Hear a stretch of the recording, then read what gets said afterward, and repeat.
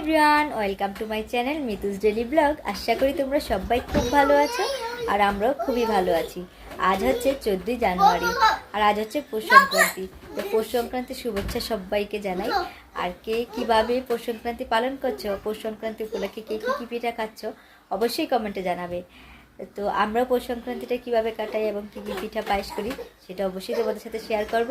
আর ব্লগটা যদি ভালো লাগে অবশ্যই like, comment, share and subscribe করবে। তো আয়নকে আমি স্কুল থেকে বাসায় নিয়ে এসেছি আর স্কুলে যাওয়ার আগে হচ্ছে ইন্ট্রোটা দিয়েছিলাম। তো স্কুল থেকে এসে আমি হচ্ছে ওর ব্যাগটা প্রথমে চেক করি, টিফিন বক্সটা আগে দেখব ও টিফিন পুরোটা শেষ করেছি কি না। তো আজকে টিফিনে দিয়েছিলাম হচ্ছে 3টা প্যানকেক। তো 1.5টার মতো খেয়েছে আর 1.5টা বাকি রয়ে গিয়েছে। আর হচ্ছে আমি দেখব খাতা বের করে ও কি কি লিখেছে না লিখেছে, ম্যাম কি কি হোমওয়ার্ক দিয়েছে না দিয়েছে, ও লিখতে পেরেছে না না পেরেছে। এটা হচ্ছে আমার অভ্যাস, প্রতিদিন স্কুল থেকে এসে বাসায় এসেই প্রথমে ওর ব্যাগটা খুলবো, তারপর হচ্ছে সব কিছু চেক করব। তো যাই হোক, ওদেরকে খাইয়ে দিয়েছি, আয়নকেও নাস্তা করিয়ে দিয়েছি আর হচ্ছে আদ্রিতাকে খিচুড়ি খাইয়ে দিয়েছি। কারণ খিচুড়িটা হচ্ছে আমি রান্না করে গিয়েছিলাম, কারণ যেহেতু আস্তে আস্তে 11:30টার মতো বেজে যায়, তো এসে খিচুড়ি রান্না করে মেয়েকে খাওয়াতে খাওয়াতে 1:30 থেকে 2টোর মতো বেজে যাবে। তো সেজন্য হচ্ছে আমি আগে খিচুড়িটা রান্না করে রেখে যাই, তারপর হচ্ছে আয়নকে নিয়ে এসে মেয়েকে খাইয়ে ঘুম পাড়িয়ে দিই।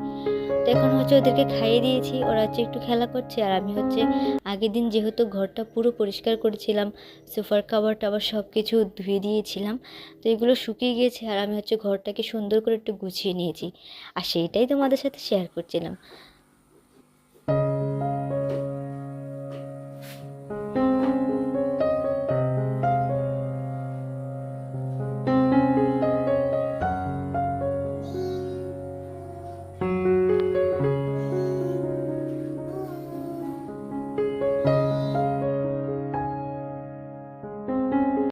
আমার ঘর হচ্ছে আমার কাছে স্বর্গ, আর সেটা যেমনই হোক না কেন। তো ঘর তো দেখানো হয়ে গেল, ঘর গোছানো হয়ে গেল, তারপর হচ্ছে সবাই মিলে একটু নাস্তা করে নিলাম আর এখানে হচ্ছে দুপুরের জন্য রান্নাটা করে নেব। আর আজকে যেহেতু পৌষ সংক্রান্তি, আর পৌষ সংক্রান্তির দিন তো অবশ্যই পিঠে পুলি করতে হয়, তাই না? তো বাচ্চাদের নিয়ে করব, সেই জন্য একটু সময় বের করে নিতেই হবে, না হয় অল্প সময়ের মধ্যে এক হাতে সবটা করে উঠতে পারবো না। তো সেই জন্য দেখো তাড়াতাড়ি করে আজকে শর্টকাট করে নেব হচ্ছে একটু চিকেন বিরিয়ানি। আর ছেলে বিরিয়ানি হলে আর কিছু চাই না। আর ছেলের বাবা যেহেতু মাছ খায় না, এখন যদি রান্না করতে যাই আমাকে আবার 2 থেকে 3 রকমের তরকারি রান্না করতে হবে। তো ভাবলাম বিরিয়ানি করে ফেলি, একবারে সবার হয়ে যাবে। তো সেজন্য হচ্ছে চিকেনটাকে আগে কষিয়ে তারপর হচ্ছে চালগুলোকে ধুয়ে রেখে জল জড়িয়ে চিকেনটার সাথে চালগুলোকে একটু ভালো করে ভেজে নেব।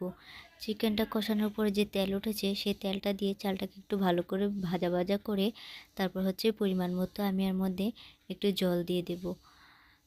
তো দেখো, বিরিয়ানিটা তো আমি প্রায় তোমাদের সাথে শেয়ার করি, আর আজ হচ্ছে আমি নিজে রান্না করেছি, সেই জন্য একটু ভালো করে শেয়ার করার চেষ্টা করলাম। আর হচ্ছে আজকে সুন্দর করে রান্না করে পরিবেশন করার চেষ্টা করলাম। তো দেখো আমার বিরিয়ানিটা কিন্তু খুব সুন্দর হয়েছে, ঝরঝরে হয়েছে এবং দেখেই বুঝতে পারছো কালারটাও কিন্তু খুব সুন্দর হয়েছে। তো ছেলেকে খেতে দেবো, সেজন্য ভাবলাম একটু সাজিয়ে গুছিয়ে দিই, ছেলের কাছেও খুব ভালো লাগবে। আর তোমাদের কাছে কেমন লাগলো অবশ্যই জানাবে। তোমরা কেউ কিন্তু আমাকে কোনো কমেন্ট করো না, কেন করো না বলো তো? আমার না কমেন্ট পড়তে খুব ভালো লাগে। আর বিশেষ করে আমি ব্লগ করি কেন জানো? সারাদিন তো এইখানে এই নতুন শহরে, অচেনা শহরে ছেলে মেয়েদের নিয়ে একা একা থাকি, তো ফোনে কথা বলার বেশি সুযোগ হয় না। তারপরও যতটুকু হয় মেয়েদের, ছেলে মেয়েদের নিয়ে কাজ করে যতটুকু সময় পাই ততটুকু বলি। কিন্তু কমেন্টের মাধ্যমে, মেসেজের মাধ্যমে যদি নতুন নতুন কারোদের সাথে কথা বলা যায় না, তার আনন্দটা হচ্ছে অন্যরকম। তো দেখো আমাদের খাওয়া দাওয়া শেষে ছেলেকে মেয়েকে নিয়ে একটু খেলা করে দুষ্টুমি করে ওদেরকে খেলা করতে দিয়ে আমি হচ্ছে এখানে পিঠে করব। তো পিঠের জন্য আগে থেকে সব সরঞ্জামগুলো তৈরি করে নিলাম। তারপর হচ্ছে ওদের সাথে খেলা করতে করতে মানে ওদেরকে আমি দেখতেও পারবো আর হচ্ছে টপাটপ পিঠেগুলো করে নিতে পারবো। তো দুধটাকে আগে ক্ষীর করে নিয়েছি, তারপর হচ্ছে পাটি পিঠার গোলাটা আগে গুলিয়ে রেখে দিয়েছিলাম আধা ঘন্টা আগে। পিঠে বানানোটা দেখাতে পারলাম না, কারণ ওরা যেই দুষ্টুমি করছিল আমি মানে পিঠেটা মনোযোগ দিয়ে বানাতে পারছিলাম না, তো সেজন্য মোবাইলটা চালিয়ে দুই ভাই বোনকে কিছুক্ষণের জন্য একটু বসিয়ে দিয়েছিলাম, আর সুযোগে আমি পিঠেগুলো করে নিয়েছিলাম। আর পাটিসাপটা পিঠা যেহেতু একটু সেনসিটিভ, এগুলো হচ্ছে লেগে যাওয়ার সম্ভাবনা থাকে, ভেঙে যাওয়ার সম্ভাবনা থাকে, মানে টপাটপ করে নিতে হয়। আর দেখতে পাচ্ছ আমি এখানে পিঠে বানাতে বানাতে আর আমার ছেলে মেয়ে পুরো ঘরের মধ্যে আমার লঙ্কা কাণ্ড শুরু করে দিয়েছে। সোফা টোফার কাভার বেড মানে বালিশ টালিশ সব কিছু নোংরা করে এদিক ওদিক ছুঁড়ে মানে কী যে করছে দেখতে থাকো। মানে দুটো বাচ্চাকে সামলিয়ে যে কিছু করাটা কত মুশকিল হাড়ে হাড়ে টের পাওয়া যায়। তো আমার তো পাটিসাপটা পিঠা বানানো হয়ে গিয়েছে, এখন করব হচ্ছে ভাবছিলাম একটু দুধ পুলি। তো সেজন্য নারকেলটাকে আগে থেকে কুড়িয়ে রেখেছিলাম, আর এখানে হচ্ছে নারকেলটা আর গুড়টাকে একটু ভালো করে পাক দিয়ে নেব আর কি। তো মোটামুটি এটা আমার আশা অনুরূপ হয়ে গিয়েছে, আমি যেরকমটা চাচ্ছিলাম তো সেরকমটা হয়ে গিয়েছে। তো এখানে হচ্ছে আমি নারকেলটাকে রেখে দিয়ে আটাটাকে মেখে নিয়েছি। তারপর হচ্ছে সুন্দর করে এক এক করে যে কয়েকটা বানিয়ে নিয়েছি। আর সব কিছু তোমাদেরকে আমি একা হাতে ভিডিও করে দেখাতে পারি না, ওদের সাথে খেলা করতে করতে যতটুকু আমি পারি ঠিক ততটুকুই তোমাদের সাথে শেয়ার করার চেষ্টা করি। তারপরে একটা দেখানোর চেষ্টা করছিলাম যে আমি কিভাবে এগুলো করেছি, তো দেখতে থাকো। তো এখন আমার অনেকগুলো করা হয়ে গিয়েছে, এর বেশি করব না, কারণ একদিনে এত মিষ্টি পিঠে ভালো লাগবে না।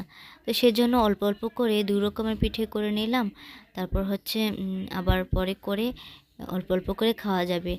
আর যেহেতু এটা নারকেল দেওয়া ছিল, আর নারকেলের পিঠে অনেকের গ্যাস হয় সেজন্য, আর আমার কাছে লিকুইড দুধটাও একটু কম ছিল, তো সেজন্য ভাবলাম আজকে একটু পরিমাণ মতোই করি, অল্প করে করি। কেমন মজা? ম্যাডাম এ পাগলির লেগে আমি আটাগুলোর মতো পুষি। তুমি পিঠা খাচ্ছ? মজা মজা।